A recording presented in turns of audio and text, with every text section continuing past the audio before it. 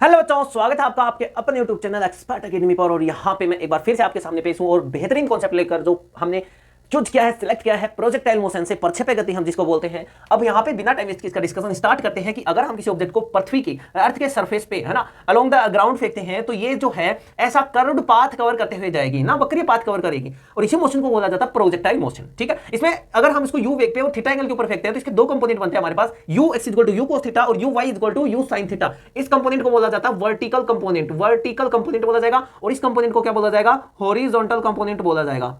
कब बोल जाएगा? Horizontal component. ठीक है, यहां से ध्यान दे रखना। आगे देखो क्या कह रहा है कि यहाँ पे जो पॉइंट, ये जो पीक पॉइंट होता है, यहाँ पे इसकी वेलोसिटी जो होती है मिनिमम होती है और इसकी काइनेटिक एनर्जी भी क्या होती है? मिनिमम होती है। ठीक है, आगे बात कर रहा है कि यहाँ पे जो लास्ट अंतिम पॉइंट होता है वहां पे इसकी मैक्सिमम वेलोसिटी होती है तो काइनेटिक एनर्जी भी क्या होगी? मैक्सिमम होगी। चलो आगे बात करते हैं। हमारे पास होता है यू एक्स कोस थीटा, मतलब horizontal component, mechanical energy and acceleration हमेशा क्या रहते हैं? कांस्टेंट रहते हैं। किसी भी प्रक्षेपय गति में ये तीनों चीजें हमेशा क्या रहेंगी? कांस्टेंट रहेंगी। यहां से क्वेश्चन पूछा जाता है, ध्यान से देख लो। आगे कह रहा है यू साइन थीटा, आगे कह रहा है u sine theta, potential energy, kinetic energy, momentum, speed and velocity are variable. ये सारे क्या होते हैं? वेरिएबल होते हैं या फिर बोल देंगे नॉन कांस्टेंट होते हैं। ये कांस्टेंट नहीं होते, इनकी वैल्यू क्या होती है? चेंज होती रहती है। आगे हम बात करते हैं कि जब ये पूरा टाइम पीरियड ये यहां से यहां तक पहुंचती है, यहां से यहां तक पहुंचती है तो टाइम कितना लगता है?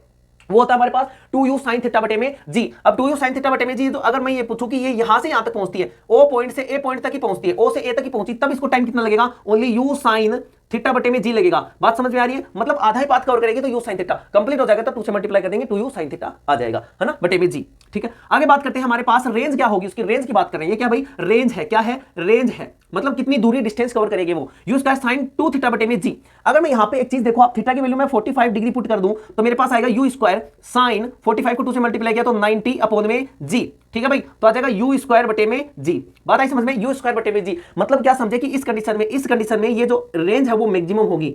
रेंज है वो मैक्सिमम होगी। मैक्सिमम से मतलब क्या समझना है? अगर हमें किसी ऑब्जेक्ट को दूरी ज्यादा से ज्यादा कवर करवानी है, ज्यादा से ज्यादा दूर तक फेंकना है तो हमें उसको 45 डिग्री के एंगल के ऊपर फेंकना होगा। अगर उसको 45 डिग्री के एंगल के ऊपर फेंकते हैं तो ज्यादा से ज्यादा दूर जाएगी। समझ में आया? अच्छा, जो भाला फेंक होते हैं वो उसको इसी का यूज करते हैं, जितनी ज्यादा एंगल 45 के फेंकेंगे वो उतना ही दूर जाएगा। आगे हमारे पास h equal to u square sine square theta बटे में जी। अगर मैं थीटा की वैल्यू यहाँ पे 90 डिग्री पुट कर देता हूँ, 90 डिग्री पुट कर देता हूँ तो h बराबर आएगा मेरे पास u square sine square 90 upon में 2g। ठीक है भाई, तो h बराबर आ जाएगा मेरे पास यू स्क्वायर बटे में 2g। h बराबर यू स्क्वायर बटे में 2g। साइन 90 की वैल्यू क्या होती है? 1 होती है। मतलब क्या होता है कि अगर किसी ऑब्जेक्ट को हमें ज्यादा से ज्यादा ऊंचाई के ऊपर फेंकना है, ज्यादा से ज्यादा ऊपर तक भेजना है तो हमें उसको 90 डिग्री के ऊपर बिल्कुल सीधे फेंकना होगा ताकि वो ज्यादा से ज्यादा दूर पहुंच जाएगा, है ना। तो ये थे कुछ प्रोजेक्टाइल मोशन के most important concept. I hope आपको हेल्पफुल लगे होंगे, और अगर हेल्पफुल लगे हैं तो वीडियो को लाइक ठोक देना और चैनल को सब्सक्राइब करके ही जाना। थैंक यू, धन्यवाद।